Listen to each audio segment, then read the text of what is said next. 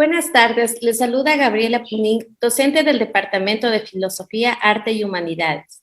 El día de hoy seré su moderadora en este encuentro de café científico del año 2021, organizado por el Vicerrectorado Académico y Vicerrectorado de Investigación y el Departamento de Filosofía, Arte y Humanidades.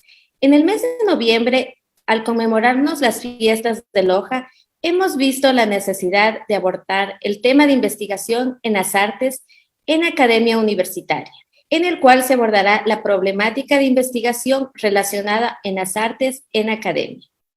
Agradecemos a nuestros asistentes conectados a nuestras plataformas de Zoom y Facebook Live, a quienes invitamos a compartir esta experiencia científica y de investigación. Y les recordamos que todas sus inquietudes serán monitoreadas en las dos plataformas y respondidas al final de la instrucción de los tres ponentes. No olviden tener una taza de café para nuestro honorífico y último brindis del año. Ahora sí, es momento de presentar a nuestros ponentes internacionales y nacionales. Ellos son el doctor Marco Sandoval de la Universidad Nacional Autónoma de México. Cuenta con un doctorado en Artes y Diseño, maestría en Artes Visuales y Administración de las Organizaciones, así como una licenciatura en Diseño Gráfico. Estudios relacionados en la UNAM. Fue coordinador del programa de posgrados en Artes y Diseño de la FAD UNAM, donde actualmente también es tutor y académico. Su producción académica está centrado en el diseño vinculado a la dimensión social y cultural. El maestro Gonzalo Vargas de la Universidad PUCE del Ecuador. Estudios de Artes Plásticas en la Universidad Católica del Ecuador, PUCE. Además, sus muestras individuales ha participado en varios eventos colectivos, entre los que se destaca Humboldt, Traspasando el Mito, Centro Cultural Metropolitano, Quito 2019, Ocaso de la Naturaleza, 14 Bienal de Cuenca 2018, Lugares de Tránsito, Tabaquela, Madrid 2012. Es docente de la carrera de Artes Visuales de la PUCE. Doctora María Guajala, UTPL, doctora en Arte y Diseño por la UNAM, diplomado y maestría en Artes Visuales en Academia San Carlos UNAM, México. Coordinadora de titulación Arte y Diseño, UTPL 2012-2014. Diplomado en Pedagogías Innovadoras, especialidades y maestría en Gerencia de Liderazgo Educacional, UTPL PUCE. Licenciada en Ciencias de la Educación, mención Arte y Diseño, docente de la titulación de Artes Visuales y Artes Plásticas y Diseño de la Universidad Técnica Particular de Loja. Ha participado con ponencias en seminarios y congresos internacionales en México, Cancún, Nuevo León, Cuba y Lima. Les doy la bienvenida a nuestros ponentes, un gusto y bienvenidos a este café científico. Vamos a dar inicio con el doctor Marco Sandoval, quien nos hablará un poco sobre el contexto de las artes en México. Bienvenido, Marco. Buenos días, muchas gracias, Gaby. Gracias a la Universidad Técnica Particular de Loja por esta amable invitación y por tomarse el tiempo de reflexionar sobre un tema que es en suma interesante.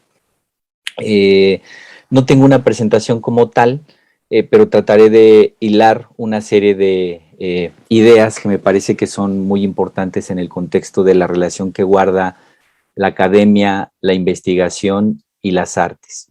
Y bueno, también dar las gracias a los asistentes, ya sea por este medio o los que nos siguen por Facebook. Cabe destacar que es complicado aproximarse a los temas de investigación sin reflexionar la influencia que tienen en el desarrollo de los productos investigativos, las escuelas, los centros de investigación, los institutos y las propias universidades. Asimismo, lo que acontece en el ámbito laboral y profesional. Esto porque creo que de manera importante, por lo menos en México, aunque creo que es una discusión también que se lleva a cabo en otros países de manera internacional, sobre cómo se ha transformado el campo de las artes y de muchas disciplinas que tienen que ver con el hacer a partir de la institucionalización de las disciplinas, por ejemplo, las artísticas. Es decir, hay una serie de demandas que vienen de los centros de investigación sobre la propia investigación, y entonces eso lleva a repensar qué es la investigación en artes, cómo plantearse, sobre todo por la interrelación compleja de los procesos creativos, intuitivos y sensibles relacionados a los procesos de sistematización, y cómo también entonces hay una exigencia, decía Gaby, la revista de Gonzalo no se conoce mucho acá, pero hay una exigencia en las universidades, y creo que la inferencia era a publicar, ¿no? Y eso nos pone en una situación compleja, porque entonces debemos seguir siendo, yo de primera formación, como lo presentó Gaby, soy diseñador, estudié una maestría en artes y posteriormente el posgrado en artes y diseño, pero yo trabajo en una facultad donde hay una relación muy estrecha entre las artes y el diseño, conviven muchos procesos metodológicos en la investigación, conviven muchas realidades en torno a cómo se investiga y en torno a cómo también se filtra desde los contextos sociales, políticos, económicos, las realidades de la investigación, por ejemplo, es decir, cómo son afectadas. Y en ese sentido, sabemos cómo hay una exigencia de seguir siendo productores, creadores, y entonces también de pisar los campos de la investigación. En ese sentido, a eso me refería con cómo es que hay una serie de exigencias que vienen de estos espacios donde se institucionaliza la academia en artes, por ejemplo, o en diseño, y las exigencias por la investigación. En condiciones usuales podríamos decir que la investigación en el imaginario colectivo está mucho más relacionado al contexto de las ciencias. Y cuando pongo las ciencias, pues me refiero a las ciencias duras, ¿no? O está relacionado también a la educación, a la cultura, incluso en buena medida a las ciencias sociales, o en este país a las humanidades. Sin embargo, también en ese imaginario colectivo difícilmente se relacionaba las artes con la investigación. Sin embargo, es algo que ha empezado a cambiar, y esto nos ha puesto en discusiones como en esta que estamos aquí, en este intercambio de ideas. En ese sentido, cabe decir el papel importante que juegan las perspectivas también de las políticas públicas de la educación y de la investigación con respecto a cómo se consideran las artes. En muchos sentidos, a veces son ubicadas en estos campos creativos y a veces desde fuera mirados como poco serios, o ubicados en el área de los espacios profesionalizantes que no son aptos a los espacios de investigación. Y eso también genera, eso responde también a ciertos señalamientos que entonces ubica a los procesos creativos y a las disciplinas que se encuentran relacionados a estos procesos creativos, a espacios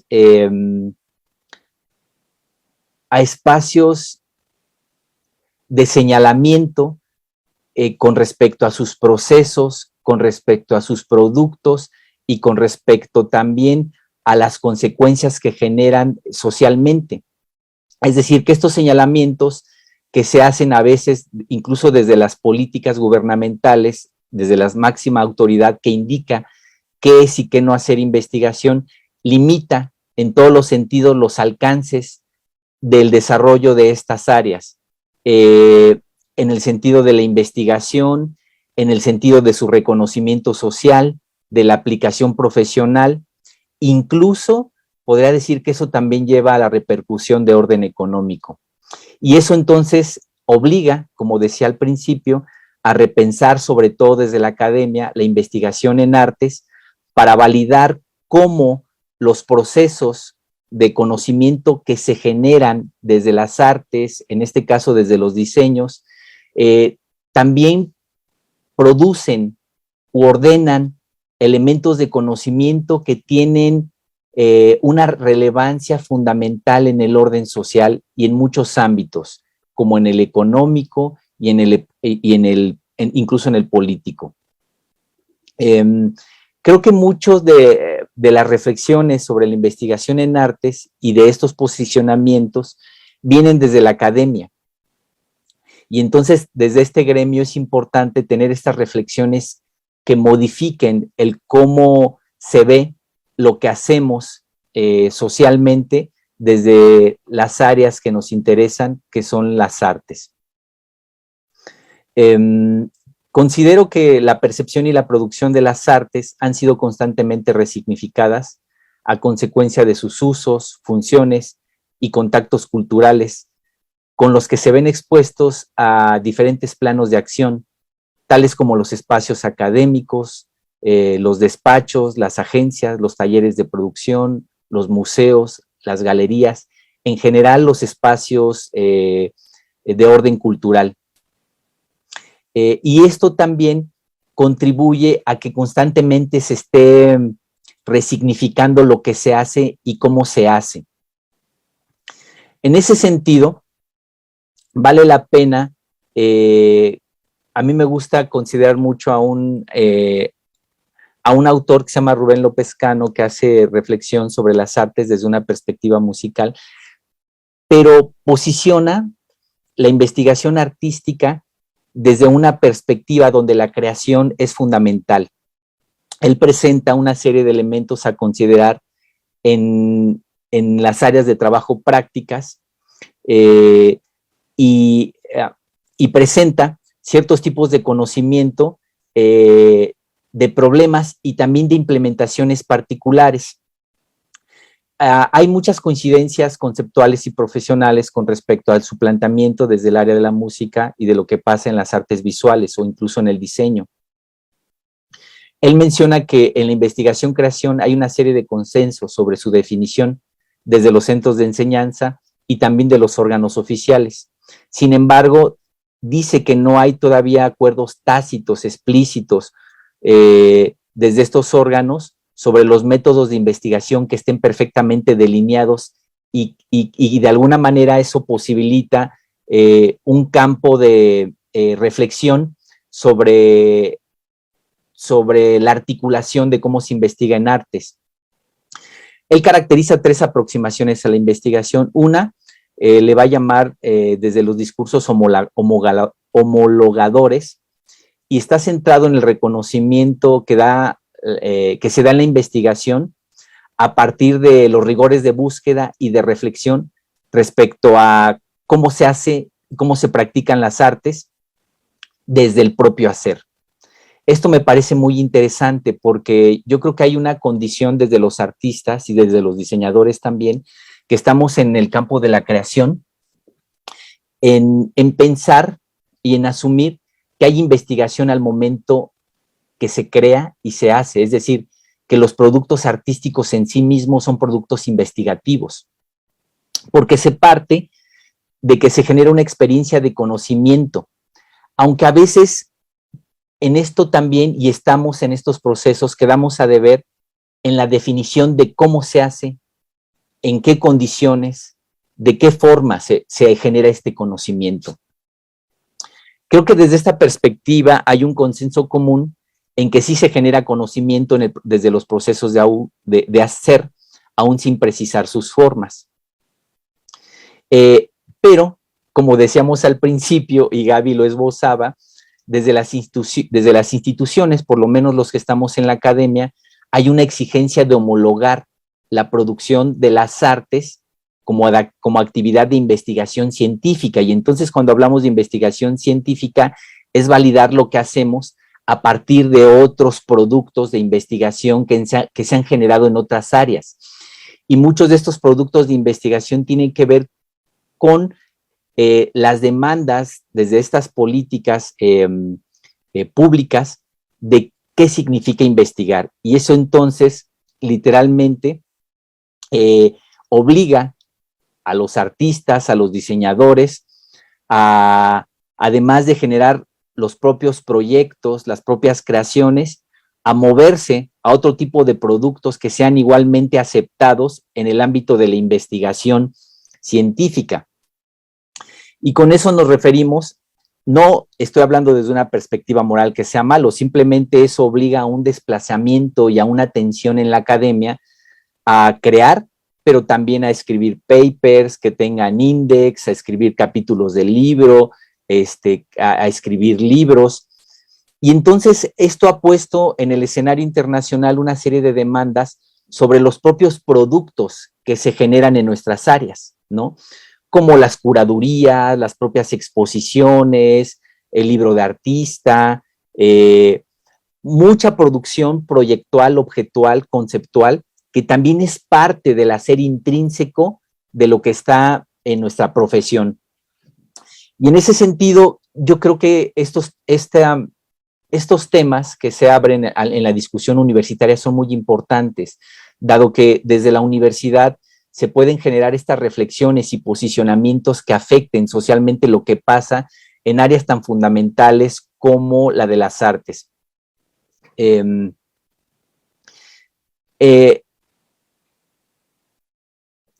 Alguna vez que me invitaban a mí a una estación de radio aquí en México a hablar justo de la investigación de las artes y el diseño, hablaba de estos desplazamientos que son obligados, porque además en la academia somos evaluados, ¿no? Y somos evaluados mucho por estos productos a los que nos tenemos que desplazar o de los que tenemos que aprender. Y eso afecta en cascada incluso cómo se plantean los propios proyectos de investigación en los posgrados y en la licenciatura, por el cómo se reportan las investigaciones, ¿no? Y eso en muchos casos también obliga a cambiar la razón esencial de la propia formación profesional, forzando las características y metodologías para cuadrar en cánones de la investigación de las ciencias duras. O dicho de otra manera, que se pondera el trabajo de esta investigación científica por encima de la naturaleza y la metodología de las propias experiencias que hay en artes. Cuando hablaba de esta experiencia alguna vez que tuve en radio, decía que es como si a los ingenieros se les evaluara por escribir papers y no por construir puentes y escuelas, ¿no? O sea, sé que las dimensiones son distintas, pero el ejemplo ayuda mucho a entender estos desplazamientos a los que tenemos que llegar. En un segundo momento, para retomar a López Cano, habla de los discursos institucionales hegemónicos, y son mucho a estos que me he referido, que son estos espacios institucionales que ganan experiencia y formalidad en la investigación específicamente, y que, como ya he mencionado, se refieren a esta producción de artículos, de participación en congresos, de cursos, de libros, etc. En este sentido, no estoy desdeñando esta parte de la producción que es importante, porque aquí hay un elemento muy interesante en el cual me quiero detener. En el arte es igualmente válida en la producción de conocimiento la reflexión teórica, pero la producción es fundamental y son necesarios, esta relación es necesaria en el desarrollo de la investigación y es obligada, ya que de alguna manera lo que le otorga el carácter a un producto de investigación está en cómo se genera ese conocimiento. Sin embargo, creo que aquí hay un elemento autocrítico en la formación de artistas y de diseñadores, y que vale la pena tomar en cuenta, y son dos momentos, que es necesario registrar, documentar la manera en cómo se investiga y se produce. Y dos, es necesario socializar cómo se documenta, cómo se investiga y cómo se producen artes. Es decir, sí es necesario, creo yo, construir un discurso basado en la producción, en su socialización. Y esto nos lleva, entonces, a pensar en las virtudes que tiene prepararse para hacer este tipo de socialización en las artes, ¿no? Creo que con este tipo de socialización, al hablar de nuestros procesos y de los productos, se contribuye a la construcción colectiva del conocimiento, porque hay aportes de cómo se trabaja. También se desmitifica la importancia que tiene dar a conocer cómo se trabaja y los resultados de estos procesos. Creo que se estimula los procesos autocríticos en la propia producción y se comparte al mismo tiempo que se impacta de manera importante el campo de la educación porque se actualizan ciertos conocimientos, ¿no? Y en cierto sentido también considero que se contribuye al mejoramiento de la calidad en la práctica profesional. No sé si tengo aún más, si tengo tiempo, Gaby, todavía, o creo que estoy sobre el límite de los 15 minutos. ¿Perdón? Puedes continuar. Ok, gracias. En ese sentido, creo que esta posibilidad de hacer registros sobre nuestros procesos y de socializarlos genera un individuo, a un artista mucho más completo, mucho más crítico, porque navega en diferentes tipos de lenguajes. Es decir, transitar de los lenguajes objetuales, visuales, procesuales, a los escritos, da la posibilidad de tener una formación mucho más completa, sin desdeñar, sin dejar la autenticidad y especificidad que tienen nuestras áreas en lo formativo, ¿no? Creo que no hay vuelta atrás con respecto a estas demandas que tienen que ver con la publicación, pero creo que también es necesario incidir en las políticas públicas, incluso de indicadores, de validar los procesos metodológicos y creativos que se generan en las artes. Pensando que parte de nuestro trabajo incide de manera importante en la sociedad, que incide de manera importante en el proceso de los desarrollos culturales, puesto que se rescata, se describe, se conserva, se analiza de manera crítica y se difunde cualquier hecho cultural y sus procesos. Entonces, lo que hacemos, por supuesto, debe ser considerado como producción de conocimiento, porque hay muchas investigaciones, productos emergentes y originales que forman parte del hacer de nuestro campo profesional. En este sentido, creo que el diálogo en la universidad es muy importante para cambiar las percepciones, incluso que desde la propia universidad se tiene hacia lo que hacemos, y también incidir en los contextos profesionales y en las políticas públicas. Quizás solamente para terminar valdrá decir que el trabajo de investigación que se genera en artes cuestiona y muchas veces incide en problemáticas sociales, a veces incluso nacionales, y en los propios desarrollos de la vida cotidiana. Creo que con eso cerraría esta primera participación. No sé cuál sea el formato, si vamos a preguntas o esperamos las participaciones de los colegas, Gaby. Gracias, Marco. Al final vamos a hacer ronda de preguntas. Doy paso a Gonzalo Vara. Gracias, Gonzalo. Gracias, Gaby. Gracias a la UTPL por la invitación. Marco, muy interesante tu charla. Justamente creo que es algo que hemos vivido mucho en el Ecuador. O sea, es de esta institucionalización por parte del Estado, digamos, de las políticas públicas sobre lo que debe ser la investigación y cómo desde, al menos desde las carreras de artes en la que yo trabajo ya 16 años, cómo hemos transitado mucho a merced, digamos, de las políticas públicas y cómo en los últimos años ha habido un cambio de estas políticas públicas, quizás ya más abiertas a comprender lo que es la investigación, creación artística, y lo que hemos comprendido por ahí es muchísimo cómo entender a la producción artística, la creación, como una forma de investigar, como una forma de conocimiento, ¿no es cierto? Esto, digamos, también complementado con estos otros productos, digamos, como bien mencionas, los artículos, el capítulo del libro, lectura revisados por pares, etcétera. Yo particularmente mi práctica artística se divide en yo como artista, digamos que es donde genero y me centro en mis investigaciones, como editor, que soy editor de la revista Index, que les voy a compartir en un momento, y como docente. En Index, mi interés ha sido abrir un espacio a mis colegas. Les voy a compartir rápidamente la revista Index.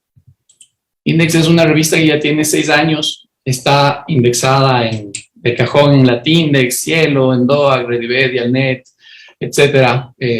Está como sumamente bien posicionada acá a nivel ecuatoriano y a nivel latinoamericano. Esta es una revista que la hice hace 6 años pensando en las exigencias que tenía, digamos, las políticas públicas con los investigadores artistas. Entonces dije, bueno, hay que hacer este espacio, hay que crear este espacio para los colegas. Lo armé para los colegas en el Ecuador, con la sorpresa de que no he tenido tantos artículos de colegas ecuatorianos como se llena tanto más de artículos, sobre todo que vienen del cono sur, de Argentina, de Chile o de países vecinos como Colombia, Perú. Tenemos también bastantes artículos de México, sobre todo de gente que seguramente se graduó de la UNAM. Y de otras ciudades de México. Y claro, te encuentras con este universo en la revista de que tiene un formato, el formato de las revistas académicas, ¿no? que es como sumamente cerrado, pero cómo lo abrimos hacia el arte es un poco complejo. Entonces empecé primero, los primeros números tenían unos dosieres, uno que creo es del número 2, que estaba dedicado justamente a la investigación en artes, fue arte e investigación. Tuvimos algunos aportes, hemos tenido otros números que han tratado el tema de la gestión de las artes, de la historia del arte, de las prácticas artísticas curatoriales, de la definición de lo contemporáneo en el arte, de los procesos educativos. Hemos tenido 2 números sobre arte y educación, arte y activismo, y los últimos números realmente ya no me he concentrado tanto en trabajar con un dossier, un eje central, sino dejar abierto a los temas, porque son muy diversos, ¿no? No me puedo librar del tema del formato, como les había mencionado, pero es interesante también abrir el campo a textos curatoriales. Está abierto a textos curatoriales que hay como otras dinámicas de pensamiento ahí, quizás más ligadas al proceso mismo de la creación artística, ¿no es cierto? Y que se salen un poco ya de este formato del paper. También he abierto un espacio para reseñas artísticas y uno que es muy interesante, que es de ensayo visual. Entonces le doy una oportunidad a que los artistas vayan por ahí generando pensamiento por medio de imágenes y se pueda publicar. Ese es Index. Estamos justamente publicando la próxima semana el número 12 y ha sido como, es un viaje, es un proceso complicado ser editor, sobre todo porque es una exigencia de las instituciones, pero al mismo tiempo no tienes un apoyo institucional, lo cual es extraño. A mí me ha tocado luchar muchísimo por el reconocimiento como editor, porque en las leyes del Ecuador, a las personas que escriben los papers se les reconoce estas acciones para un ascenso de categoría, no hacia los editores. Los editores que hacemos todo el trabajo de abrir el espacio, no tenemos ningún reconocimiento, ¿no? Ni siquiera de horas, o muy pocas horas. Este semestre pasado tuvimos una reunión con todos los editores de las revistas de la universidad y tuvimos una reunión con el rector y le planteamos realmente la necesidad de que se nos reconozca ya el trabajo de manera constante y seria, y lo logramos, ¿no? Estuvo como bien, digamos, fue un reconocimiento, pero casi 6 años después del trabajo. Es como mucha lucha, ¿no? Digamos, para sacar adelante esto.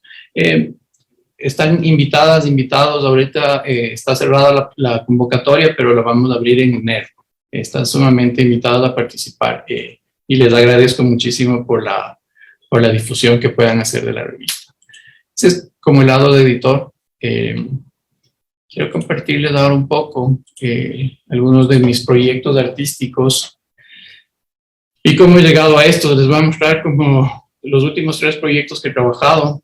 Y este es un proyecto que se llama 17, 12, 32, 18, 10, 35, al que llego investigando o haciendo el proceso de investigación para mi tesis de maestría, que se trataba sobre el kitsch latinoamericano y ligándolo a las prácticas fotográficas y a las prácticas fotográficas de puesta en escena. Y me encontré con en la investigación con esta fotografía de una ceremonia del Jaín de Martín Gusimbe sobre el pueblo Selknam en la Patagonia chilena. Lo que fue interesante de esta imagen es cómo detonó una serie gigantesca de otra investigación aparte de la de mi maestría. Y un poco era la relación que tuvo este pueblo con la visita de Darwin y cómo este pueblo se relacionaba con las Islas Galápagos que están en el Ecuador. Y por ahí fue como empecé a hacer como una conexión de investigación sobre el paisaje, tanto de las Islas Galápagos como de la Patagonia chilena y argentina, y la desaparición de estos pueblos originarios ya en pleno siglo XX, a inicios del siglo XX, y cómo estaba sumamente documentado.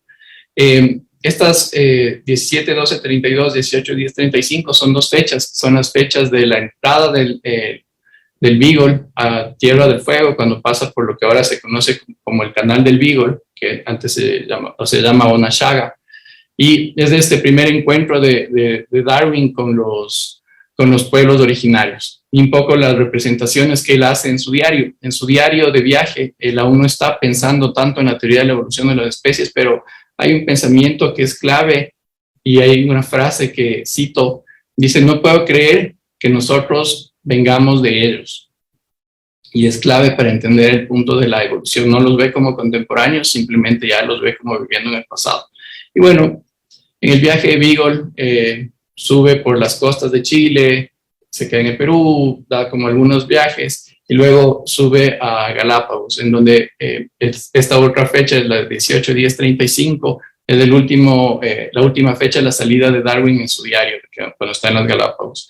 Las representaciones de las Galápagos son unas representaciones que no encuentra él una utilidad para la colonización inglesa de esas islas, porque un poco ese era el propósito de estos viajes. Estos viajes de los ingleses era para irse dando una vuelta por el mundo y ver en dónde podían establecer una colonia. En las representaciones Darwin no encuentra, no es como el paisaje volcánico, este interés absoluto por las especies, de esta recolección de especies, y él va trabajando sobre todo la teoría de la evolución de las especies con un pajarito que se llama el pupube. No se trabaja con los pinzones como usualmente se cree en la teoría de la evolución. Pues bueno, lo que yo hago es trabajando un poco desde una teoría del paisaje fantasmagórico, de Abigail Salomon Goudot, en ella que habla de lo que sucedió en estos paisajes. Entonces, hago este recorrido desde Tierra del Fuego hasta las Islas Galápagos y voy encontrándome con estos parajes, y en el lugar también un poco ya con la historia de lo que pasó con estos pueblos, con otros fotógrafos, cómo fue sumamente documentada su desaparición, cómo fueron exterminados por la expansión de las fronteras agrarias para poner borregos, luego por ciertos colonos ingleses, que son los que primero se implantaron en la Tierra del Fuego, en el Canal del Beagle, y luego también del lado chileno por los vendedores y explotadores de tierras, ¿no? Finalmente, estos pueblos fueron exterminados en la isla Dawson, que es una isla chilena, que extrañamente en la dictadura chilena también fue un campo de concentración, pero a inicios del siglo XX se puso ahí una misión salesiana. Entonces la misión salesiana se encargó de exterminarles a las últimas 2,000 personas que quedaban ahí viviendo. Poco tenemos esta exploración de los cementerios. Esta imagen me parece interesante, pues es un nativo anónimo ahí, enterrado entre las personas. Y la otra parte de esta exploración, no solo del paisaje, fue entrar a los museos salesianos, o luego en Buenos Aires, en la ciudad de La Plata, al Museo Nacional de La Plata, en el que tenían una colección gigantesca de restos humanos construido en base al exterminio de estos pueblos. Esta es una colección construida por Perito Moreno, que habrán escuchado del famoso glaciar Perito Moreno. Él era un coleccionista y claro, pagaban por el asesinato de familias enteras que les enviaban los huesos y se colocaban en estos museos, ¿no? O este es un museo salesiano en que simplemente se ve como el diorama de cómo vivían y un poco de las causas de por qué fueron exterminados estos pueblos, es porque dejaron de cazar los animales que vivían ahí naturalmente y empezaron a cazar a los borregos, porque estaban ahí, era más fácil cazar a los borregos, entonces están ahí como cazando, matándoles a los animales a través de las rejas, como pueden ver ahí. En las Islas Galápagos hice un poco lo mismo, fue volver a las islas y mirarlas de otra forma, porque las Islas Galápagos son uno de los lugares más fotografiados del mundo. Entonces es un reto particular el cómo te acercas a fotografiar estos lugares, ¿no? Entonces, luego cómo están los animales, pero no te concentras en los animales, o cómo te concentras mejor en estas representaciones más de Darwin, ¿no? Con todo el historial que tienen las islas también reciente de colonización. Entré igual al archivo de la Fundación Charles Darwin, fotografiar los animales. Estos son como les había comentado, los cucúes, que es el pájaro con el que se trabaja la teoría de la evolución de las especies, no con el pinzón.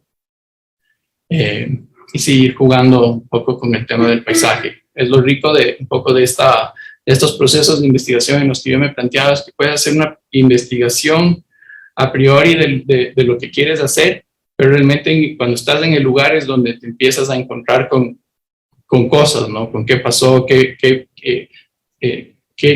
pasó en este lugar. Por ejemplo, cuando entré ya al Museo Nacional de La Plata, pensé que me iba a encontrar con esta colección de restos humanos. La habían desarmado hace unos 5 años por unos cambios en la legislación argentina, en la que había ya unas leyes para restituirles a los pueblos originarios, o a quienes se reconozcan como pueblos originarios, los restos de sus antepasados. Entonces se logró desarmar completamente la sala y se llevó, pero aún quedan como los vestigios de este ejercicio museográfico del siglo XIX, ¿no? Por ejemplo, acá está uno, esta es la sala de osteología comparada. La sala que les comento era muy similar, tenía los restos humanos en unos muebles como los que estamos viendo en la fotografía. Y nada, esta es como una foto muy decidora del final del proceso, ¿no?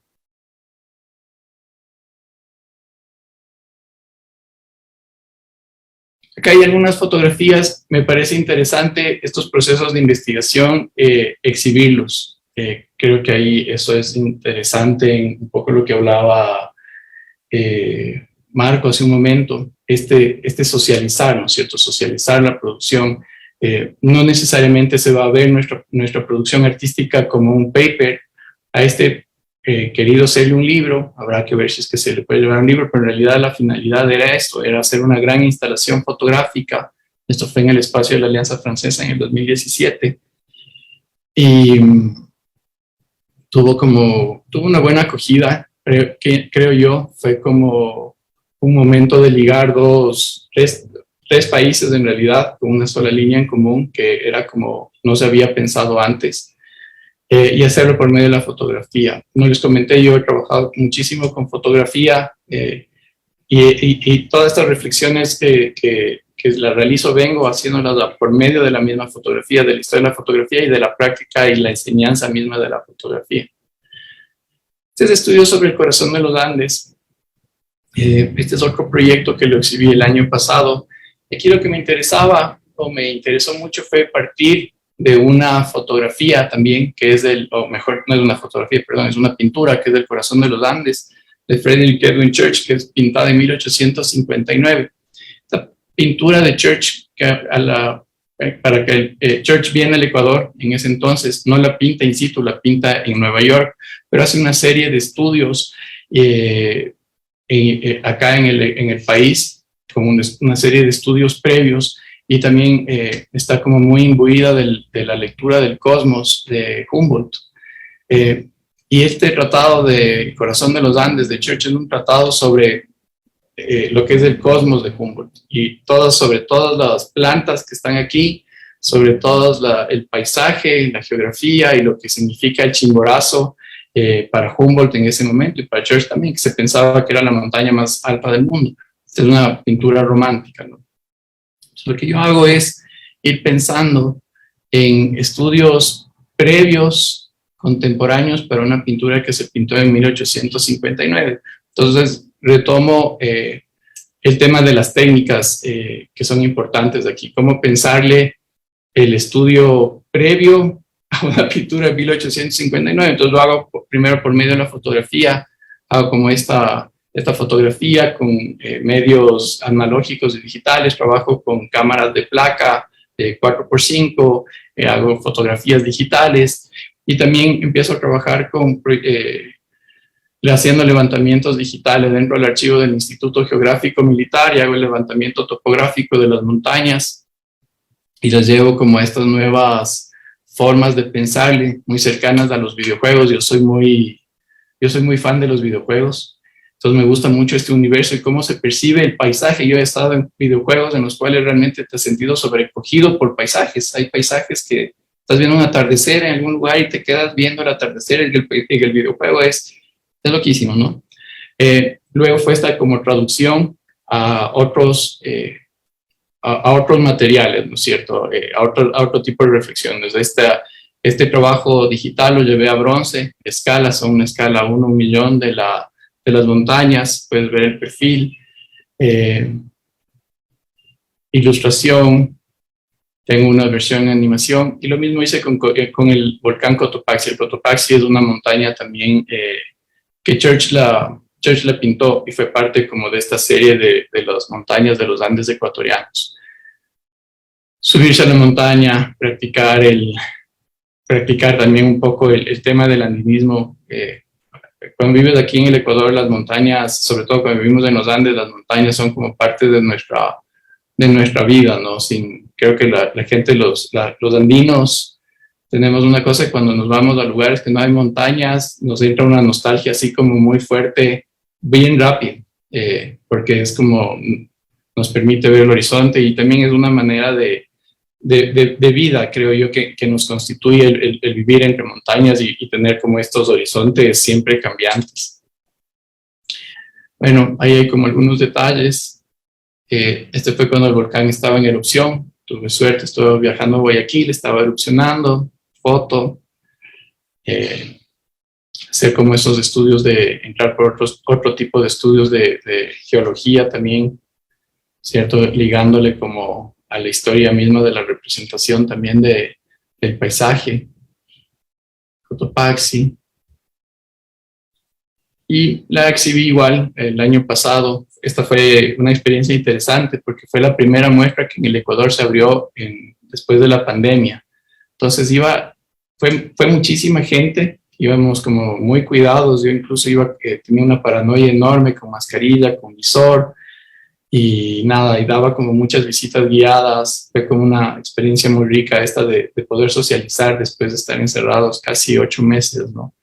Este es en el espacio de la Galería N24. Entonces se montaron las fotografías, se montó un video que no le tengo aquí en la presentación, pero es un video 3D de las montañas girando.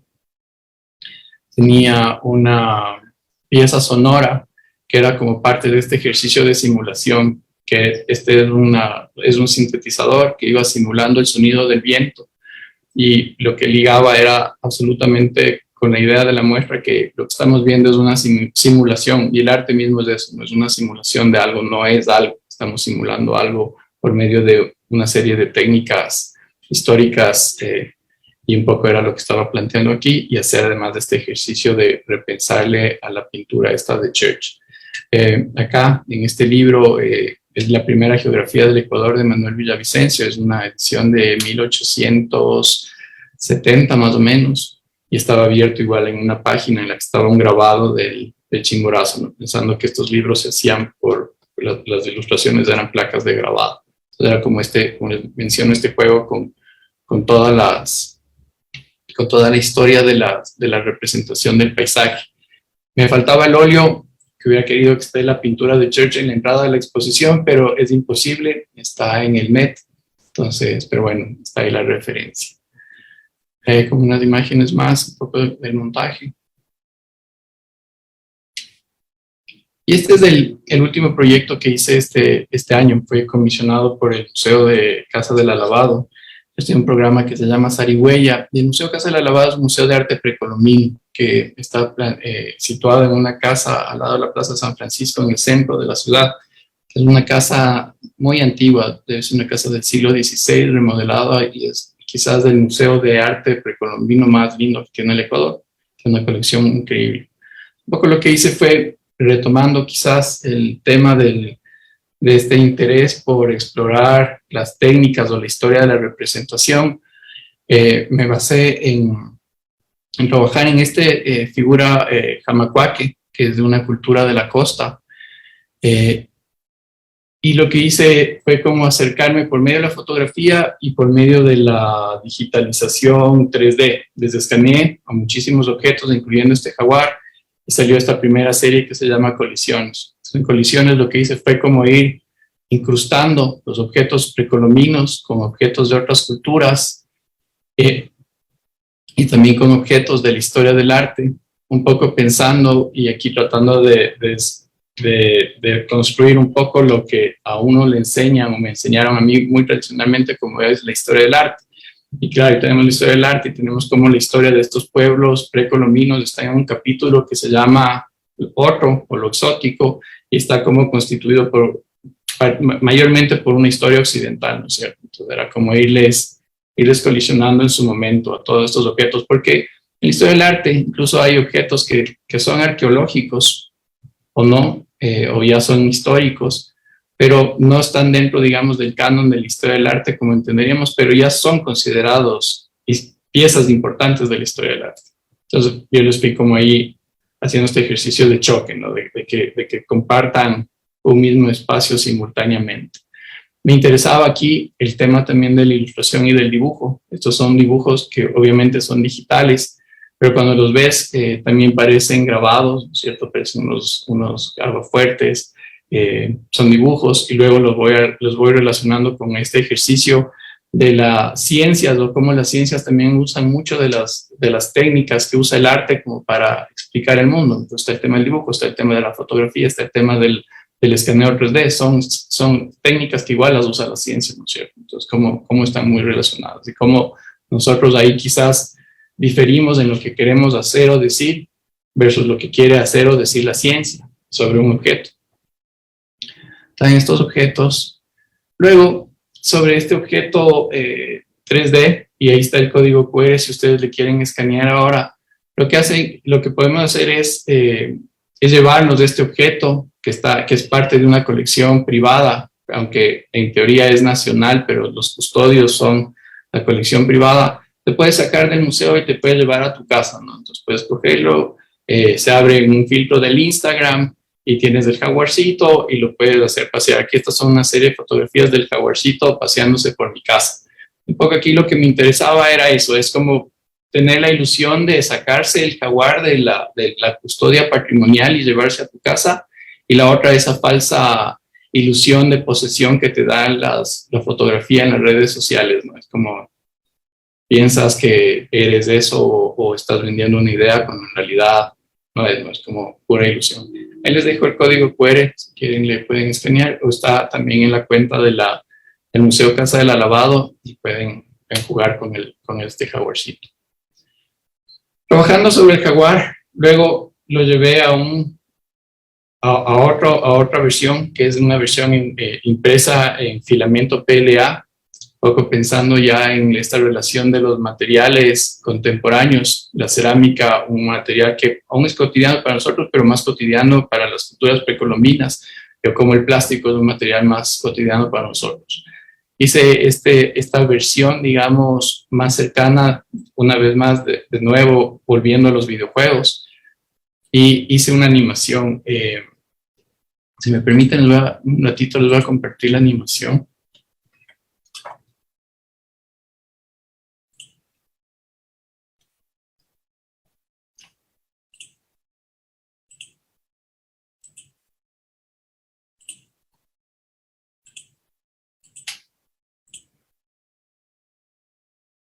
¿Le pueden ver? Entonces era este ejercicio una vez más de traducción, ¿cierto? De volverle al cotidiano, porque lo que sucede, y yo trabajando ya en esta exploración con los materiales, es encontrar que todos estos objetos del mundo precolombino se debían a un sistema de relaciones que está perdido y que para nosotros la única manera de acercarnos es por medio de la ciencia o de las interpretaciones que la ciencia o los científicos pueden hacer de ellos por medio de diversos estudios, pero muchos de estos estudios también son estudios conjeturales, y lo que sucede mucho, al menos en la arqueología del Ecuador, es que ves un objeto y es ritual, este objeto es ritual y es ritual y es ritual, y quizás está como muy perdido el tema de la cotidianidad de estos objetos. Pueden haber sido rituales, pero eran también muy cotidianos, y hay muchísimos objetos, ¿no es cierto? No es que son únicos, no es del Zeus, del Monte Olympus, que había uno, se acabó y no lo encontraron más. Aquí hay como una producción enorme de objetos. Entonces era cómo encontrar, volver a establecer un sistema de relaciones actualmente con estos objetos, ¿no? Entonces fue el trabajarlo en sus distintas versiones. Voy a volver a la presentación.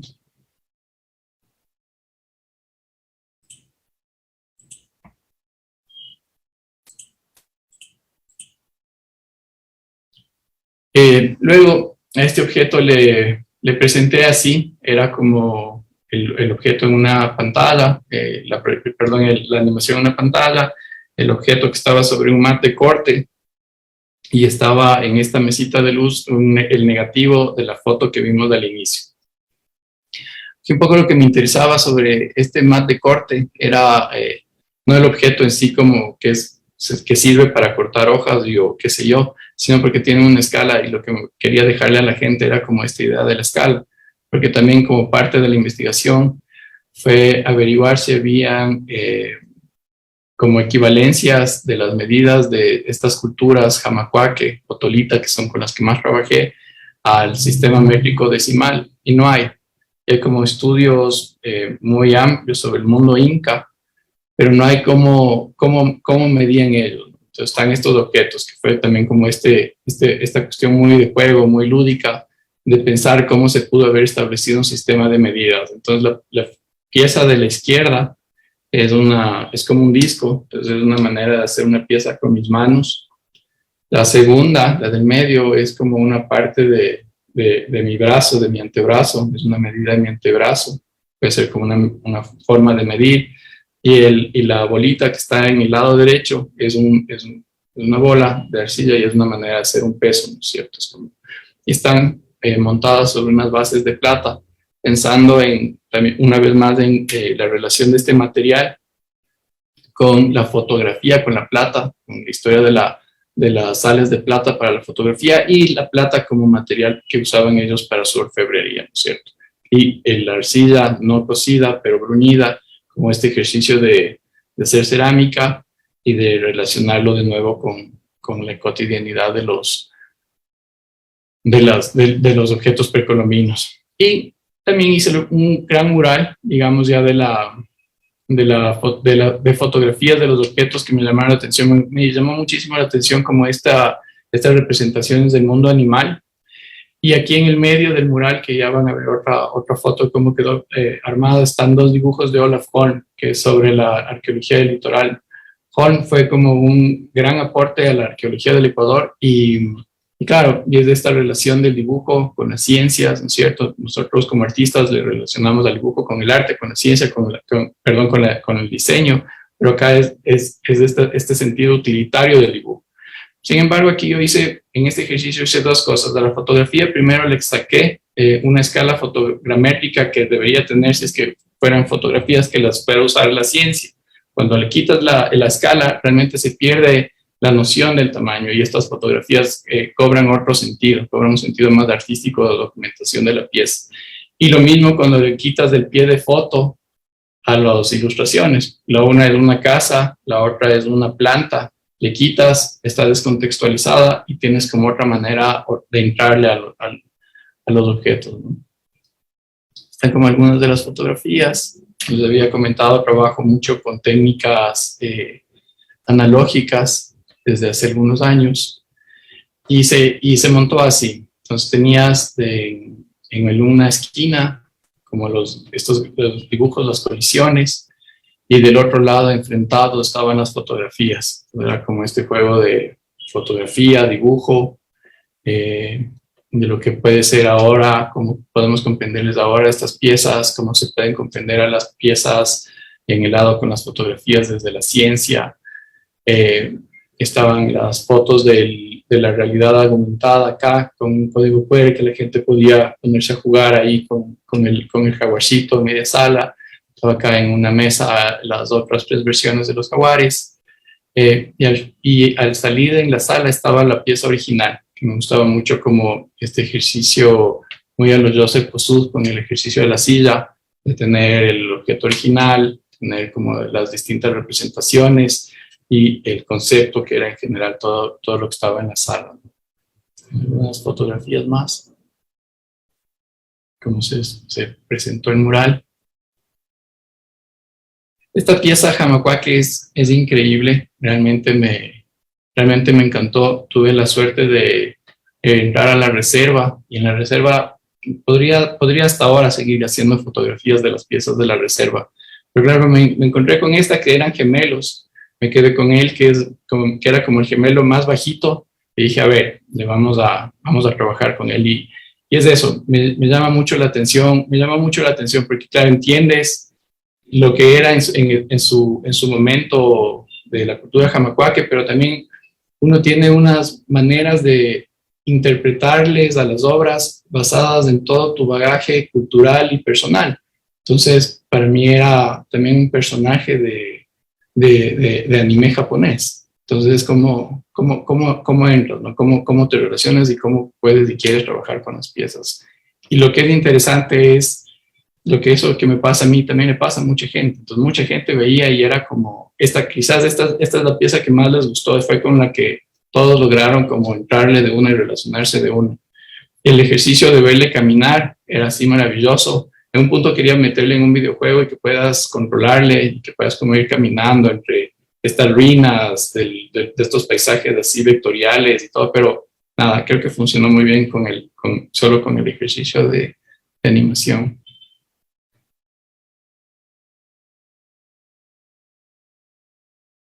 Eso. Luego conversamos. Muchas gracias.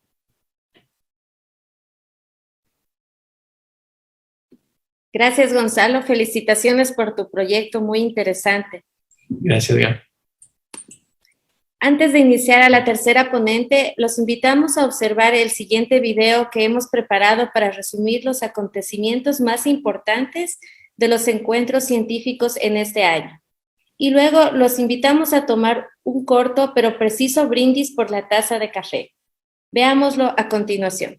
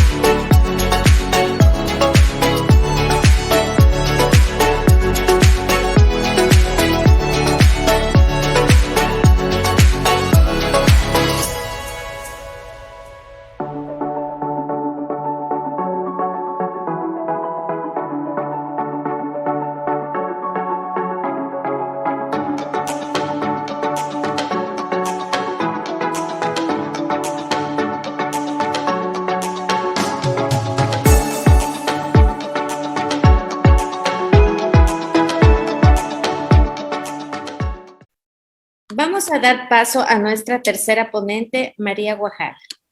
Bueno, muy buenos días con todos. Gracias, Gaby, por la invitación. Igualmente, pues un saludo a los compañeros que ya participaron con sus presentaciones. Bueno, con respecto a lo mío, pues voy a hablar un poco más acerca de la parte del involucramiento en la docencia. Voy a tomar algunas ideas, pues bastante importantes que mencionó el doctor Marco y también Gonzalo.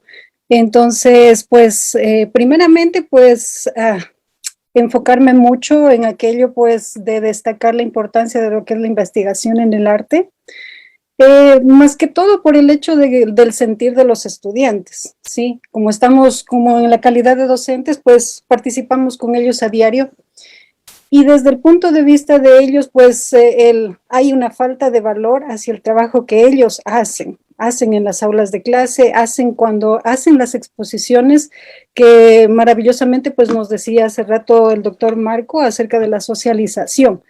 Entonces, pues desde allí es palpar ese sentir de ellos en cuanto pues a los procesos de ejecución. Sí, vimos hace rato también pues en la exposición que nos hizo Gonzalo, pues mostraba pues parte de sus procesos, la parte del argumento pues en sí, la investigación que estaba de trasfondo, pues las obras no salieron pues así de la nada ni porque se le ocurrieron en unos 5 minutos. Entonces, pues desde allí justamente partimos para que desde el resto de la comunidad, por ejemplo, que no forman parte de lo que es las artes, entonces puedan comprender el trabajo que conlleva pues el generar nuevas ideas, en generar nuevas formas, en generar pues producción, como lo que decía el doctor Marco hace rato. Entonces, pues justamente el ver esa parte en la cual se minimizan los estudiantes, de ver que no son valorados, les encanta el trabajo que ellos hacen, les encanta las propuestas, les encanta ver que sus profesores producen, pero en cambio, pues, o sea, ven que cuando ellos realizan la parte de la socialización, eso no se lo visibiliza en la parte de los espectadores. Entonces, a veces hay comentarios que surgen, pero eso es fácil de hacer, o sea, cualquiera lo hace, y no es así. Entonces, por eso es lo que algunos de los chicos dicen, no, yo quiero mostrar mi proceso en la socialización o en la exposición, porque sé que de alguna manera pueden entender que no me demora 5 minutos el que me venga la idea de poder generar o producir, sino que tengo que recurrir justamente a la parte de investigación de lo que me motivó a mí como artista, pues a realizar un tipo de propuesta en particular, ¿sí? En el caso, pues, de cada uno de nosotros como artistas, los docentes, justamente nuestros compañeros artistas, pues cada uno tiene su interés personal, su motivación, y pues de allí generar su propio proceso, sus fuentes de investigación, que pues prácticamente de alguna manera han sabido involucrar a sus estudiantes, muchos de ellos aún perdidos en la parte de investigación, porque realmente pues a lo mejor durante las clases tal vez olvidamos el centrarnos en esa parte de investigación, que consigan un argumento para poder generar una parte de producción final. Entonces, pues a lo mejor nos vamos mucho hacia la técnica, en mostrar la parte estética, pero de pronto nos estamos olvidando en cierta medida, claro que o sea, yo estoy hablando como en forma general, pero de pronto nos estamos olvidando de la parte de investigación, ¿sí? Entonces, pues puede ser que ellos lo ven como leve y al final cuando llega la parte de realizar sus proyectos de título, cuando les toca generar su propia producción, pues se ven como perdidos en cierta medida, ¿sí? Entonces, a lo mejor puede ser como enfocarnos como docentes en tratar de acentuar esa parte en nuestros estudiantes y tratar también pues de exteriorizar aquello que a ellos les parece que no está siendo considerado. Como decía, no sienten que el resto está valorando su trabajo. Entonces, pues yo creo que de alguna manera como profesores tendríamos que enfocarnos justamente a esa parte que a ellos les llama la atención. Y entonces, pues justamente prácticamente deja de convertirse en una motivación el hecho de ir, de socializar su obra, si ven que no tiene valor para el resto. Entonces ven que de alguna manera a veces la gente destruye a veces el trabajo que tanto les cuesta hacer. Entonces, pues de alguna manera esa parte es la que a lo mejor nosotros como profesores tenemos que acentuar un poquito más en el trabajo con ellos. Por otra parte, estaba viendo también pues y con mayor relevancia el trabajo pues que nos muestra Gonzalo en su investigación. Como decíamos, pues cada uno de nosotros tomamos intereses en particular, unos a la fotografía, otros a la pintura, a la escultura. El mío de forma particular pues fue enfocarme en realizar diseños o trabajos para los niños ciegos en este caso. Mi proyecto pues fue relacionado mucho en dar beneficio social. Entonces pues el interés es muy particular pues y justamente al sentir o al palpar lo que sería, digamos, el experimentar con las personas, pues en este caso que iban a ser parte de la investigación, ayudaba mucho en el generar las ideas, en el generar la propuesta. Es así que, bueno, muchos de mis compañeros, justamente mi director de tesis aquí presente, el doctor Marco, pues conocen muy bien de todo el proceso llevado a cabo. Y pues de alguna manera al socializar de los procesos, sí hay algunos de los estudiantes que también decidieron trabajar en algunas de las propuestas. Claro está que los procesos pues de un campo a otro y eso que salen justamente o parten de lo que es la formación artística, pues son bastante diferentes. Entonces, pues en mi caso me llevaba justamente al área de desarrollo, ¿sí? Al área de involucramiento, de socialización, pues en cambio con los niños, en este caso los niños ciegos, para poder conocer pues de raíz cómo se podía empezar a generar propuestas desde allí, porque ese era mi interés particular. Entonces, pues a partir de eso, llamó la atención de algunos de los estudiantes. Por mi parte, pues casi no lo difundía mucho a mis alumnos porque sabía que de pronto resultaba un tema bastante complejo para ellos el poderlo trabajar. El hecho mismo de no comprender mucho las realidades diferentes, pues me llevaba a mí que no era conveniente de pronto involucrar a los estudiantes por mi rama de investigación, por mi interés personal. Pero de alguna manera, pues al haber el interés de ellos, pues de alguna manera los llevaba a que ellos también experimenten para ver qué podían sacar como resultados. Sabía que de pronto ellos podían desertar, sabía que no les iba por mucho tiempo parecer buena idea lo que estaban decidiendo, entonces pues los llevaba para que se enfrenten a lo que iba a ser su trabajo. Siendo de esta manera, pues también en ese caso, pues los alumnos habían realizado muchos procesos pues técnicos para desarrollo de sus trabajos. Sin embargo, también en ese caso, el grupo que trabajaba conmigo se sentía pues que no era comprendido por el resto de docentes, por el proceso que involucraba realizarlo. Entonces, claro, la manifestación está, o sea, vemos hay procesos diferentes. El uno es realizar una obra pictórica que prácticamente depende del artista. Sí, puedo dedicarle 2, 3 días en mi casa y puedo terminar. Pueden ser 5 días, dependiendo pues al tamaño y a lo que sea lo que esté haciendo, se suman los días. Sin embargo, acá los chicos involucraban más tiempo del debido. Entonces, claro, su profesor, pues era comprensible que el profesor pueda decir, ¿por qué te demoras tanto? O sea, si tal persona ya tiene sus resultados, tú no lo tienes. Porque realmente, pues, prescindíamos de un tercer actor, en este caso, pues, que era trabajar en función de la necesidad. Y entonces, pues, sí demoraban mucho más los procesos, pues, y en este caso, de mi parte, tocaba intervenir e ir a comentar con los profesores cómo era el proceso para que cuenten con esa comprensión y que los estudiantes puedan continuar con sus procesos. Porque, claro, era una depresión al sentir que no eran comprendidos por el tipo de propuesta, por los procesos que estaban realizando en el lugar que nos generaba ¿sí? Todo lo que en este caso serían los recursos creativos, la información para poder generar los resultados. Entonces, pues sí, generaba demasiado tiempo al que se podría ocupar. A lo mejor si yo hago una obra, la investigo y la trabajo yo a lo mejor desde mi casa sin tener que prescindir de otros actores, ¿sí? Que se involucran en la investigación.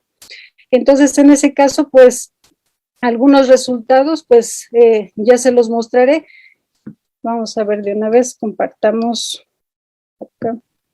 De lo que obtuvieron, pues, los estudiantes. Sí, los míos ya no vale tanto mostrar porque realmente acá, pues, los que se lucen son los estudiantes, ¿sí? Entonces, vemos aquí algunos trabajos de tesis que los estudiantes realizaron en base a la investigación, en base al largo trabajo, pues que a ellos les costó ir y venir de la escuela, probar, volver a repetir, consultar a las profesoras, hacer que los niños prueben sus objetos y de paso también desilusionarse cuando veían que no funcionaba.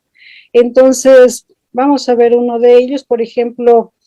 En este caso, digamos también, o sea, vamos a mencionar pues todos los espacios en los cuales ellos trabajaron, primeramente pues tomando a los actores con los cuales nos vinculamos, los niños ciegos, aparte pues nos servimos mucho del laboratorio de la universidad, ¿sí? Y tenemos ahí algunos de los materiales pues que se utilizaron para todos estos trabajos que les muestro a continuación. Entonces vemos acá, por ejemplo, uno de estos fue sacar un libro didáctico de los lugares turísticos de Loja. Claro que cualquiera, digamos, incluso al inicio no nos dimensionábamos cómo podría ser. Algo para personas que no ven, tendría que tener relieve, tendría que tener, o sea, pues colores o no colores. Bueno, lo de los colores lo menciono más que todo porque dentro de la institución también habían personas de baja visibilidad, niños que aún tenían algo de visión. Por lo tanto, pues las sugerencias, recomendaciones en este caso era utilizar colores bastante intensos para que los niños de alguna manera puedan guiarse dentro de la superficie. A pesar de que era un deterioro progresivo, pues algún rato los niños se iban a quedar totalmente ciegos. Pero mientras había cómo ayudarles y darles esa orientación, pues bienvenido sea el color. Por eso es lo que muchos de los trabajos, o en decir en forma general todos, pues tienen color, ¿sí? Porque claro, algunos dirán, pero si son ciegos, ¿por qué le ponen color? Más que todo es por esta razón en específico, pues estuvimos trabajando en proyectos bastante incluyentes. El ser accesible no necesariamente quiere decir que sea inclusivo, entonces en este caso iba más a la parte inclusiva, ¿sí?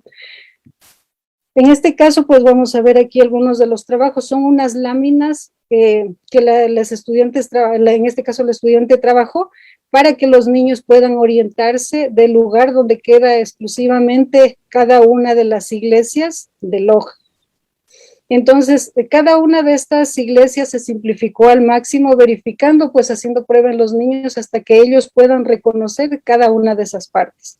De inicio, pues los procesos involucraban que, de acuerdo a las fotos que tenía, en este caso la tesista, pues eran demasiados detalles. El niño no entendía, se confundía con todo el recorrido dactilar de su dedito, pues, y no podía reconocerlo. Íbamos eliminando ciertas partes, ciertos detalles, hasta que a la final estas láminas pues son las que mejor a ellos les da la orientación de reconocimiento, y justamente pues se le adjuntó o se le hizo un extra del croquis del lugar, del contorno, pues donde está ubicada cada una de estas iglesias.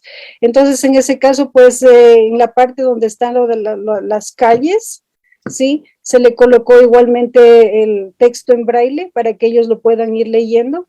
Igualmente, pues algunas partes de color en la cual pues podemos ver que asociaban mucho el color, por ejemplo, digamos, el color verde con los niños que podían aún ver en cierta medida. Asociaban, por ejemplo, el color verde con el dólar, dinero. Entonces asociaban, digamos, está cerca un banco. Eso es lo que puedo ver en color. Si estaba cerca, por ejemplo, de esta cruz que estaba también en relieve con rojo, entonces ellos asociaban, es una farmacia. Entonces, cerca de la farmacia, en la esquina, ahí está. Entonces ellos podían ir ubicándose con el dedo, haciendo un recorrido de calle tras calle, era un croquis, ¿sí? En miniatura, pues, que estaba de la parte del reverso de cada una de estas iglesias. Aquí solamente se muestran 2 de ellas, habían otras más, pero el trabajo fue bastante largo, ¿sí? Entonces acá igualmente, pues una vez que se tenía todas las láminas, se le hizo un empaque para colocar ahí todas estas láminas y que se pueda identificar que estas iglesias pertenecen a Loja. Entonces había una descripción, entonces había la idea de poder trabajar por cada una de las ciudades y que se los pueda tener en la institución para que los niños puedan trabajarlos de forma muy, muy didáctica. Sí, este fue uno de los trabajos realizados por una de las tesistas.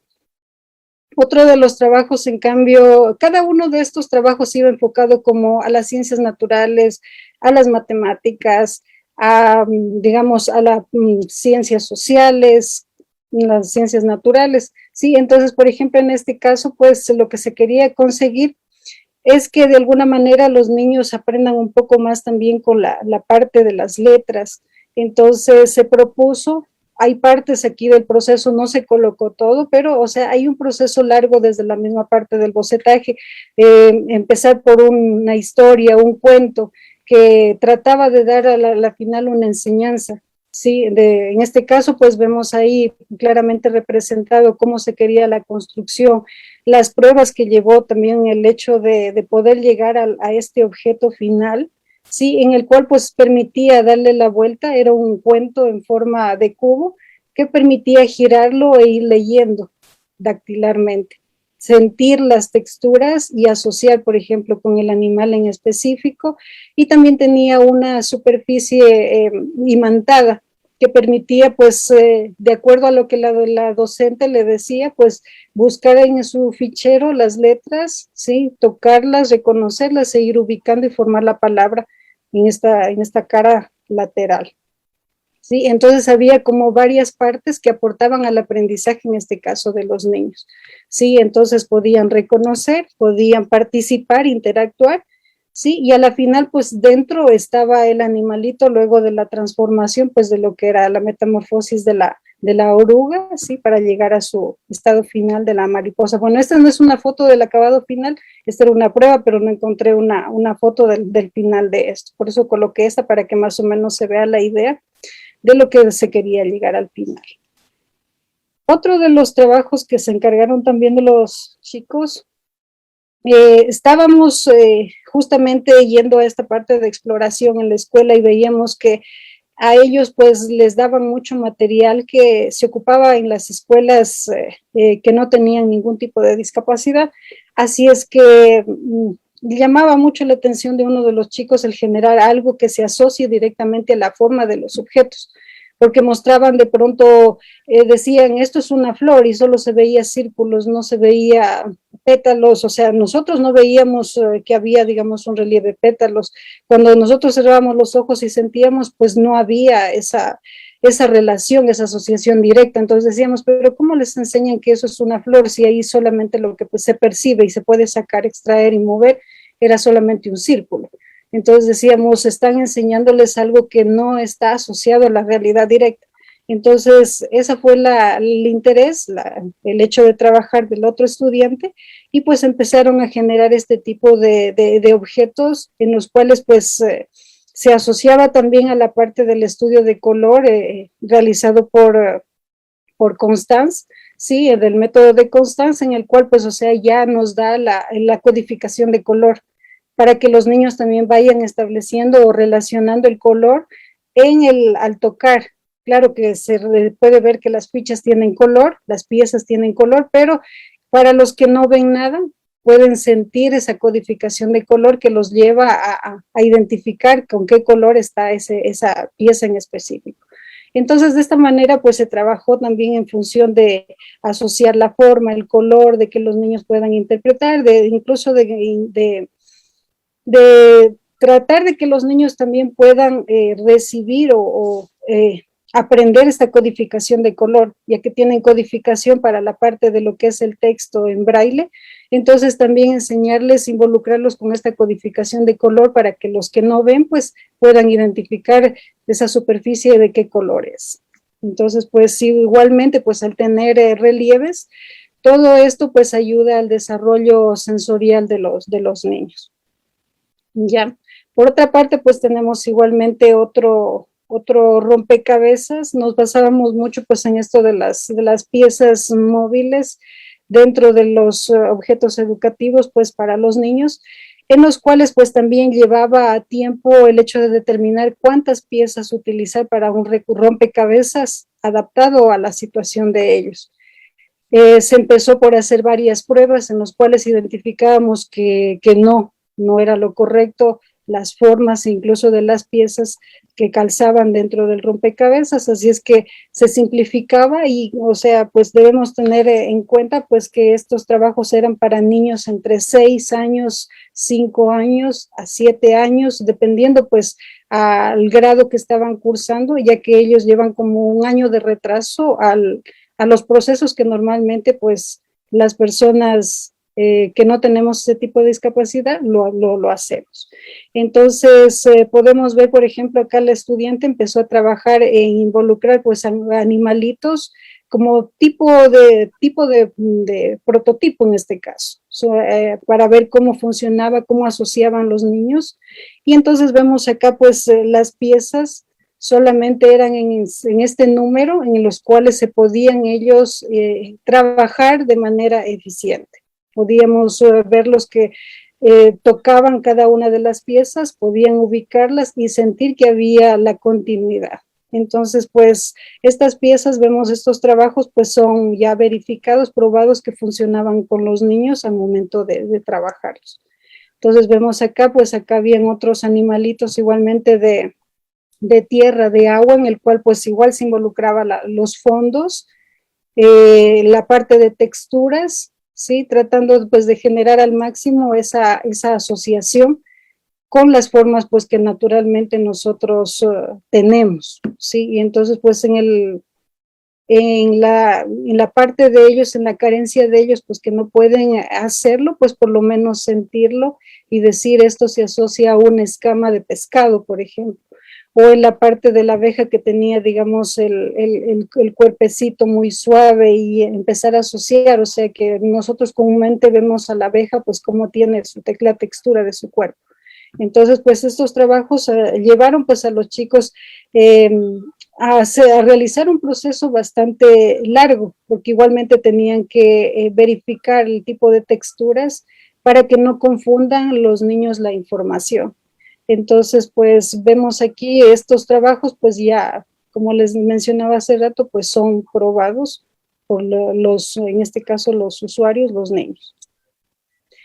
Otra que teníamos y que también fue el interés, pues era que tenían poco material para lo que es el aprendizaje del braille. Entonces, siempre se empieza con la adaptación, pues, hacia el braille desde con formas o tamaños bastante grandes y luego poco a poco les van bajando el tamaño hasta que se quedan hasta el estándar de lo que comúnmente vemos que utilizan el braille. Entonces, pues al ver que no había mucho recurso para que ellos puedan aprender, se elaboró unas láminas de vocales, igualmente con asociación de las letras de los animalitos, pero todo pues o sea táctil, que lo puedan coger, lo puedan sentir, puedan una especie de jugar sobre la superficie, y entonces vemos aquí diferentes láminas en las cuales pues ellos podían aprender cada una de las vocales del abecedario. Vemos acá más o menos cómo funcionaban cada una de estas láminas. Igualmente, pues el hecho de buscar el material adecuado, pues va parte de la investigación. Sí, no todo, pues, o sea, puede ser, digamos, de una que nosotros decimos, lo hago en esto y pues ese va, sino que tenemos que buscar un material que se adecue pues a la mano, incluso los tamaños que puede manejar un niño de esa edad, que lo puede manipular, que lo puede incluso coger, lo puede movilizar de un lado para otro. Entonces, en ese sentido, pues todo eso involucra el estudio y la investigación, pues no fueron realizados al azar, ni los tamaños pues que llegaron al final, pues fueron porque a los chicos que hicieron la tesis se les ocurrió, ¿sí? Entonces, pues todo llevó una parte de proceso para poder llegar al resultado. Asimismo, pues otra de las motivaciones fue el desarrollar pues algún espacio recreativo, colocarlo en algún parque y que pueda ir cualquier persona con discapacidad o sin discapacidad pues a recorrer, tocar, sentir, jugar un poco con estas texturas. Entonces, pues también se iba de la mano con la parte inclusiva, con la motivación mismo pues de hacer que más niños participen, tanto que pueden ver, no pueden ver, a lo mejor que se vayan en silla de ruedas, porque el espacio estaba adaptado justo para niños que vayan en silla de ruedas y que todos puedan participar. O sea, es como una especie de un sueño para hacerlo realidad. Entonces, de alguna manera, pues se lo pensó de forma general. Entonces, vemos aquí la planificación. Este no pudo ser construido, quedó a nivel de maqueta, por el hecho mismo, pues, de no poderlo ejecutar en algún parque de la ciudad. Pero pues tenemos ahí la maqueta, tenemos ahí la representación de cómo se vería, pues, y la intención final, pues, de todo lo que involucraría participar de este trabajo, que si fuera realizable, pues yo creo que sería lo máximo, porque contaríamos con la participación de varios niños en diferentes, pues, situaciones, ¿sí? Que puedan hacerlo, que puedan jugar todos juntos allí, ¿sí? Y divertirse. De paso que aprenden.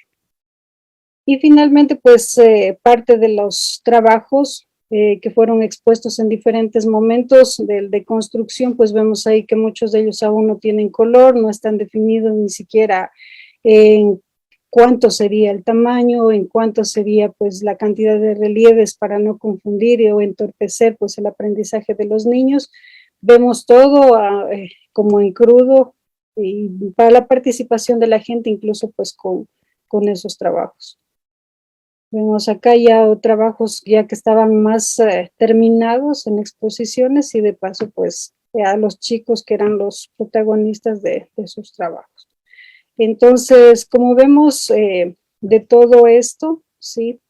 Hay bastante trabajo pues ahí de lo que ellos lograron realizar. Algunos podrán decir, pero parece bastante sencillo, ¿sí? Y no fue sencillo. Entonces, el hecho mismo de generar, pues, resultados que puedan ocupar las personas que lo necesitan, pues, esa fue la satisfacción también de cada uno de los estudiantes, el aportar con algo mínimo, porque, claro, la necesidad es grande.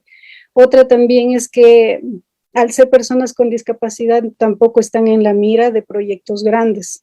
Sí, entonces a veces la gente lo que quiere es trabajar para sí mismo, para lo que le dé dinero, sí, para generar cantidades de dinero, lo que quieren sacar es eso, incluso de las mismas instituciones, y pues estos proyectos, y como dicen, no, pero sí son pocos, ¿para qué? Entonces hay el menosprecio también, pues que se lo puede sentir, ¿sí? Entonces, de alguna manera, pues nosotros en conjunto con mis estudiantes, pues yo creo que hemos tratado de dar un granito de arena, no es mucho, ojalá hubiesen más personas con ese tipo de sensibilidad, a lo mejor por el resto de personas que de alguna manera pues tienen carencias, ¿sí? Que sería el éxito, que nosotros a través del arte podamos dar un beneficio social, no solamente a lo mejor a nivel muy personal, porque a veces, claro, queremos ser exitosos, pero solo yo triunfo en exposiciones, solo yo gano premios, pero realmente, pues, o sea, no nos estamos enfocando en dar un servicio social también. O sea, lo otro no está mal, no está mal en que se quiera desarrollar ese tipo de éxitos, no, tampoco está mal, pero también yo creo que necesitamos dar un enfoque hacia la parte social. Bueno, yo he llevado un poco de este tipo de trabajos, sé lo que cuesta el hecho de involucrarse con la sociedad, el realizar el hecho mismo de contar pues con el apoyo de su participación, de obtener un resultado pues que les beneficie sobre todo, sí, que no sea solamente pues que quede algo ahí y ya está, sino que lo puedan seguir utilizando, lo puedan a lo mejor Si hay otras personas interesadas, pues también participar de eso, saber que todo ser humano tiene necesidad y pues si yo puedo aportar con algo desde mi conocimiento, desde lo que yo he investigado, desde mi formación, pues dar algo para la sociedad, pues que bienvenido sea. Entonces, desde esta parte, pues, o sea, resulta como bastante satisfactorio también el hecho de involucrar mucho la parte de investigación, ¿sí? Porque aparte, pues, justamente cuando pasamos esta situación de pandemia, habían algunas limitantes que yo creo que muchos como profesores lo sentimos. El hecho de no contar con los laboratorios, de que los estudiantes vayan a los laboratorios, pues parecía algo imposible de sobrellevar. Estábamos cada quien en las casas y justamente retomo lo que decía hace rato el doctor Marco acerca de la resignificación de lo que uno hace. Entonces, a buscarle ese otro extra, ¿sí? Que nos permita o que nos permitió, pues en cierta medida, en ese momento a lo mejor angustioso para todos, por el hecho pues de no tener lo que tiene un laboratorio, llegar a adaptarnos o adaptar un cuarto de la casa como especie de laboratorio para poder trabajar, mostrar a los chicos y decirles, ustedes también lo pueden hacer desde su casa, pues o sea, eso también lleva a la parte de investigación, o sea, no es que nos inventamos el proceso, sino que nos lleva a buscar, el hecho de buscar algo, ya nos dice a nosotros que estamos investigando. El hecho de que nos motive a ver, a cubrir una necesidad, pues estamos generando investigación, nos lleva a buscar otras estrategias. Y son estrategias que también hemos buscado para poder llegar a los estudiantes en cada clase. Aparte del armar pequeños laboratorios pues en casa, buscar estrategias didácticas para motivarlos a través de estas herramientas pues tecnológicas que muchos de nosotros pues a lo mejor no estábamos habituados a hacerlo, nos ha llevado a buscar con la intención de seguir con la formación y que no se puede estancar. Sin embargo, como artistas, pues si no era antes de la pandemia, pensábamos que eso era imposible. Dar cursos desde la casa para los artistas, pues creíamos que no, o sea, a distancia no se lo puede hacer, que todo tiene que ser exclusivamente presencial. Claro que genera dificultades, las hemos visto, pero de todas maneras, pues vemos palpable la parte de investigación que yo creo que todos los compañeros pues han realizado para poder generar sus clases y ahí también interviene la parte de investigación para nuestros estudiantes, en este caso pues de su formación artística. Entonces, pues vemos el involucramiento ahí, pues la necesidad de generar investigación. Sería extraordinario el hecho mismo de lo que decía Gonzalo hace rato, el poder nosotros publicar mucho, ¿sí? Tenemos mucho, yo creo que información, experiencia, pero en cambio nos falta yo creo que un poco más de formación en cuanto a la parte de lo que necesitamos para publicar, que sea verificable, que sea de alguna manera que lo puedan en este caso pues considerar como válido, porque vemos que mucha investigación cuantitativa, por ejemplo, nos da resultados pues que son fáciles de contabilizar, o sea, vemos porcentajes de tal y tal, pero en cambio pues en la parte de investigación artística no se da de forma similar. Entonces, pues el hecho mismo de a lo mejor utilizar a lo mejor técnicas de investigación que nos permitan a nosotros pues generar esa parte de resultados que nos acepten en las revistas, porque muchos de esos pues no los podemos obtener. Mucha información es cualitativa, no es cuantitativa en la parte de lo que es la investigación artística y entonces eso dificulta mucho el hecho mismo de poder publicar. Se ha hecho a lo mejor, no sé si algunos de los compañeros también puedan respaldar, pero en mi caso, por ejemplo, se ha enviado algunos documentos, artículos para publicar, pero pues realmente por no tener esa parte evidenciable de porcentajes, de la parte cuantitativa, pues no va. O sea, por más que uno muestre procesos, entonces no sé si de alguna manera también en la revista de Gonzalo pues se maneja esa estructura. Entonces, yo creo que incluso como formación artística, pues en el caso ya de nosotros como docentes, parece que hace falta esa pieza para poder complementar un artículo que sea válido que lo puedan aceptar, porque claro, incluso en la redacción de lo que corrigen, incluso ponen, sí, es interesante, es esto, es el otro, pero ¿cuál es la parte verificable? ¿Dónde están los verificables en cuanto a esta parte cuantitativa? Y entonces nos quedamos, pero ¿y cómo saco eso cuantitativo? ¿Ya? Entonces, claro, he visto yo también investigaciones en la parte cualitativa, lo cual también conlleva pues al hecho de aplicar entrevistas y más. Entonces yo creo que nos falta un poco más de formación en ese campo, no sé, o sea, y también dejo esta pregunta para Gonzalo en cuanto a la revista y la estructura que maneja, como para nosotros poder incluso hasta motivarnos más por hacerlo. Incluso también podría decir que la parte de asignación académica también pues absorbe mucho el hecho de que como docentes podamos generar ese tipo de verificables en artículos, ¿sí? Entonces, tenemos la carga docentes, estamos preocupados más por el hecho de organizar nuestra clase, de planificarla muy bien, de que todas las estrategias que vamos a utilizar estén adecuadas, que los chicos no se nos vayan a desenfocar del tema.